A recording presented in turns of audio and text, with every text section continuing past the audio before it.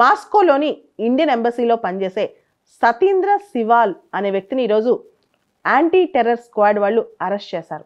దానికి కారణం ఏంటి? ఇతను స్పైయింగ్ చేస్తున్నాడని పాకిస్తాన్ ఐఎస్ఐ వాళ్ళకి భారత్ సంబంధించిన కాన్ఫిడెన్షియల్ ఇన్ఫర్మేషన్ ఇస్తున్నాడని చెప్పి అభియోగం.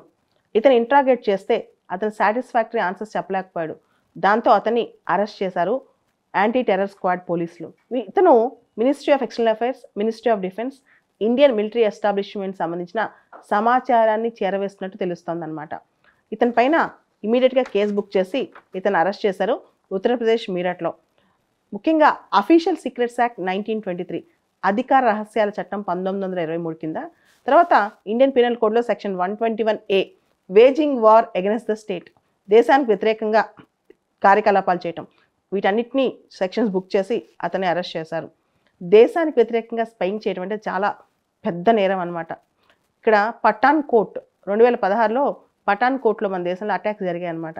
దానిలో కూడా హనీ ట్రాప్ స్పైయింగ్ జరిగిందని, ఒక అమ్మాయిని ఎరగా వేసి స్పైయింగ్ చేశారని చెప్పి ఇండియన్ ఆఫీసర్ దగ్గర నుంచి ఇన్ఫర్మేషన్ లాగారని చెప్పి తెలుస్తోంది అప్పట్లో. ఇట్లా చాలా సందర్భాల్లో స్పైయింగ్ యాక్టివిటీస్ అనేది చాలా సీరియస్.